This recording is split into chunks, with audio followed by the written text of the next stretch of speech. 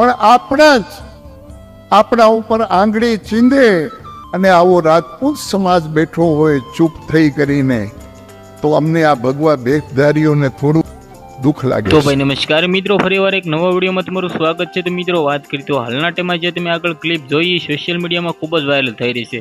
તમને બધા લોકોને ખબર છે કે હાલના ટાઈમમાં ગુજરાતમાં એક સાથે બે વિરોધ ચાલી રહ્યા છે. તેમાંથી જ મિત્રો વાત કરી તો ભારતીય બાપુનો સોશિયલ મીડિયામાં એક વિડીયો ખૂબ જ ગમી રહ્યો છે. આ વિડીયો વિશે ચર્ચા કરી તો મિત્રો સૌથી પહેલાં તો મિત્રો આ બાપુએ કોના વિશે કહ્યું છે તમે મિત્રો આગળ જોયું. ભાઈ આ બાપુ છે મિત્રો રાજપૂત સમાજના લોકોને કહી રહ્યા છે, પરંતુ મિત્રો કઈ ઘટના અથવા એમ કીધો કઈ વિરોધના મામલે મિત્રો બાપુ કહી રહ્યા છે આને વિશે ચોખવટ કરી દઉં. જેમાં મિત્રો વાત કરી તો પરસોત્તમભાઈ રૂપાલાનો એક સાઈડ વિરોધ ચાલી રહ્યો છે, ક્ષત્રિય સમાજના લોકો છે એ વિરોધ કરી રહ્યા છે, અને બીજું બાજુ મિત્રો એમ કીધું આપણા ભોળાદના દાનબા બાપુનો ઘણા બધા એવા લોકો છે જે વિરોધ કરી રહ્યા છે.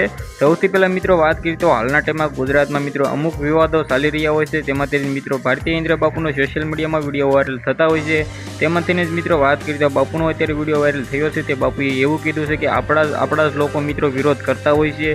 તેમાંથી જ મિત્રો તમને બધા લોકોને એવું લાગતું છે કે મિત્રો પરસોત્તમભાઈ રૂપાલાને કહ્યું છે, પરંતુ એવું નથી હોતું ભાઈ. જે દાનબા બાપુનો વિરોધ ચાલી રહ્યા છે તે મુદ્દે મિત્રો એમ કીધો ઇન્દ્રિય ભારતીય બાપુ કહ્યું છે કે આપણા જ લોકો આપણા જ વિરોધ કરતા હોય છે, ને હાલના ટાઈમમાં હાલી નીકળ્યા છે તેને કોઈ પણ ખબર પડતી નથી. તો મિત્રો બાપુ વિશે તમારે શું કહેવું છે? મિત્રો બાપુની વાત જરા પણ સાચી લાગતી હોય છે વિડીયોને શેર કરવાનું ભૂલતા નહીં, લાઇક કરો, સબસ્ક્રાઈબ કરો.